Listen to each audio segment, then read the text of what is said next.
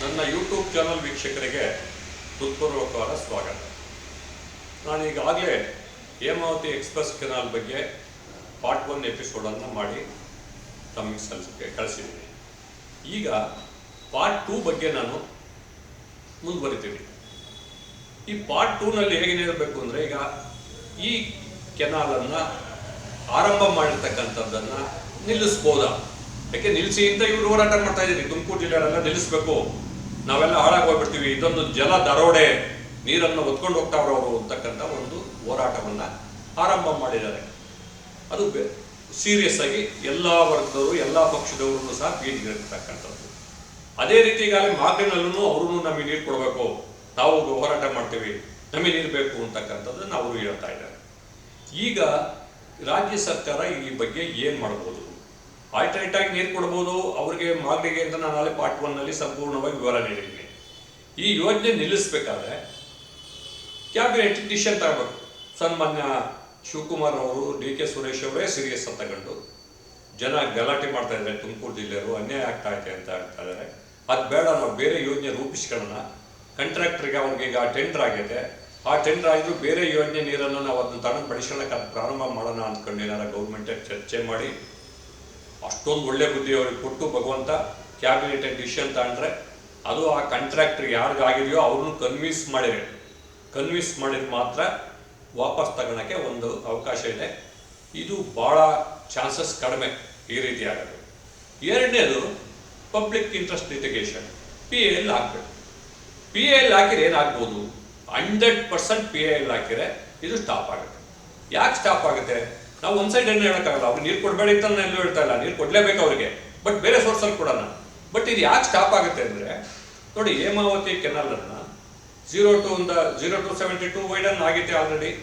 ಇನ್ನು Tumakuru branch canal 0 ಇಂದ 165 canal, ಎಲ್ಲಿ ಇವರು ಶ್ರೀರಂಗ ಲಿಫ್ಟ್ ಇರಿಗೇಷನ್ ಮಾಡೋರೋ ಅಲ್ಲಿ ತನಕ ಹೋಗೋತಕ್ಕೂ ಮಾಡರ್ನೈಸೇಷನ್ ಆಗ್ತಾ ಇದೆ, ಫ್ರೆಶ್ ಆಗ್ತಾ ಇದೆ, ಒಳ್ಳೆ ನೀರು ಬರ್ತಾವೆ.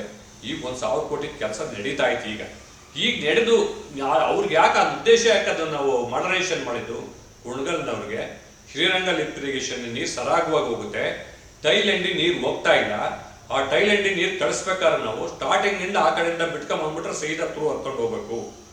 ಅದಕ್ಕೋಸ್ಕರ ನಮ್ಮ ರಾಜ್ಯ ಸರ್ಕಾರ 1,000 ಕೋಟಿ ದುಡ್ಡನ್ನು ಖರ್ಚು ಮಾಡ್ತಾ ಇದೆ. ಇನ್ನೂ ಪ್ಲಸ್ ಆಗ್ಬೋದು, ಕೆಲಸ ಮಾಡುವಾಗ ಅದಾಯಿತು ಇದಾಯಿತು ಅಂತ ಸೇರಿಸ್ಕೋಬೋದು.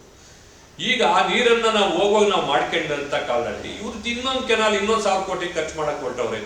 ಇದು ದುರುದ್ದೇಶದಿಂದ ಹೊರಟವ್ರೆ ಅಂತಂದರೆ ಸರ್ಕಾರ, ನ್ಯಾಯಾಲಯ 100% ಒಪ್ಪುತ್ತೆ. ಅಧಿಕಾರಿಗಳು ಏನು ಉತ್ತರ ಹೇಳ್ತಾರೆ? ಈಗ ಯಾಕೆ ಇವ್ರನ್ನ ಕೆನಾಲ್ಗೆ, ಎಕ್ಸ್‌ಪ್ರೆಸ್ ಕೆನಾಲ್ಗೆ ಇವರು ಅಧಿಕಾರಿಗಳು ಒಪ್ಪಿಗೆ ಕೊಟ್ಟವ್ರೆ ಅಂದರೆ, ನಿಜವಾಗ್ಲೂ ತಾಂತ್ರಿಕತೆಯಿಂದ ಒಪ್ಪಿಗೆ ಕೊಟ್ಟಿಲ್ಲ. ಟೆಕ್ನಿಕಲ್ ಆಗಿ ಅವ್ರು ಯಾರು ಒಪ್ಪಿಗೆ ಕೊಡೋಕ್ಕೆ ಆಗಲ್ಲ, ಲೀಗಲ್ ಆಗಿ ಅವ್ರು ಯಾರು ಒಪ್ಪಿಗೆ ಕೊಡೋಕ್ಕೆ ಆಗಲ್ಲ. ಪೊಲಿಟಿಕಲ್ ಪ್ರಾಜೆಕ್ಟು, ಉಪಮುಖ್ಯಮಂತ್ರಿ ಮಾಡಯ್ಯ ಇಲ್ಲಿ ನಾನು ಹೇಳ್ತೀನಿ ಅಂದಾಗ ಏನು ಮಾಡ್ತಾರೆ ಜಲಸಂಪನ್ಮೂಲ ಸಚಿವರು? ಅವ್ರಿಗೆ ಮನ್ಸಿದೆಯೋ ಮನ್ಸಿಲ್ವೋ ಒಪ್ಕೊಂಡು ಕಣ್ಣು ಮುಚ್ಕೊಂಡು ಸೈನ್ ಹಾಕಿ ಕಳಿಸ್ಬೇಕಾಗತ್ತೆ. ಆ ಯಾವನೇ ಒಬ್ಬ ಇಂಜಿನಿಯರು, ಒಬ್ಬ ಸೆಕ್ರೆಟರಿ ಇರ್ತಕ್ಕಂಥ ನೌಕರ ಮನಸ್ತೃಪ್ತಿಯಿಂದ ಈ ಯೋಜನೆ ಬೇಕು ಅಂತ ಇರ್ತಕ್ಕಂಥ ಒಬ್ಬನೂ ಇಲ್ಲ. ಯಾಕೆ ನಾನು ಇರಿಗೇಷನ್ ಡಿಪಾರ್ಟ್ಮೆಂಟಲ್ಲಿ ಒಬ್ಬ ಜವಾನ, ಆ ಬಾಕ್ಲಲ್ಲಿ ಜವಾನಂದ ಹಿಡ್ಕೊಂಡು ACS ವರ್ಗೂ ನಾನು ಟಚ್ಚಲ್ಲಿ ಇಟ್ಕೊಂಡಿರ್ತೀನಿ. ಎಲ್ಲರೂ ಹೇಳ್ತಾ ಇರ್ತಾರೆ ಅದನ್ನ, ಇದಂತೂ ಭಾಳ ಅನ್ಯಾಯ ಆಗ್ತಾ ಐತೆ, ಯಾಕೆ ಕುಮಾರಧಾರ ನೀರು ತಂದು ಹಾಕಿಬಿಡ್ಬೇಕಾಯ್ತು, ಸಪ್ರೇಟಾಗಿ ಅಲ್ಲಿಂದಲೇ ಕೆನಾಲ್ ಮಾಡ್ಕೊಂಡು ಹಾಕಿಬಿಡ್ಬೇಕಾಯ್ತು, ಒಂದು ಜಿಲ್ಲೆ ದ್ವೇಷ ಕಟ್ಕೊಂಡು ಯಾಕೆ ನಮ್ಮ ಸಾಹೇಬ್ರು ಹಿಂಗೆ ಮಾಡ್ತಾರೆ ಅಂತ ಹೇಳ್ಬಿಟ್ಟು ಅವ್ರ ಕಡೆವೇ ಹೇಳ್ತಾರೆ. ಯಾರೋ ನಮ್ಮ ಡಿ.ಕೆ. ಸುರೇಶ್ ಕಡೆಯವರೇ ಹೇಳ್ತಾರೆ, ಅವ್ರಿಗೇನು ಅರ್ಜೆಂಟಿ ನೀರು ಬಂದ್ಬಿಡ್ಲಿ ಇರು ಅಂತ ಮಾಡ್ಕೊಂಡು ಹೋಗ್ತಾ ಇದ್ದಾರೆ.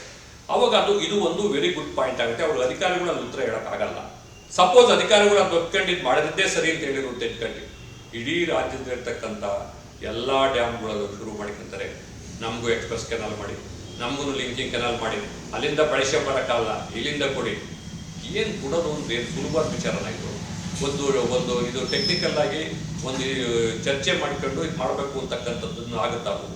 ಇಲ್ಲ, ನಾವು ಮಾಡಲ್ಲ ಅಂತ ಹೇಳಿದ್ರೆ ಅಲ್ಲಿ ಕೊಟ್ಟಿಲ್ವಾ, ಹೇಮಾವತಿ ಮಾಡಿದ್ರಿ ನನಗೂ ಮಾಡಿ ಅಂತ ಕೂತ್ಕೊಳ್ತಾರೆ. ಇದು ಸರ್ಕಾರಕ್ಕೆ ದೊಡ್ಡ ತಲೆನೋವು. ಇದು ಆ ರೀತಿ ಮಾಡಬಾರ್ದು ಅಂತ.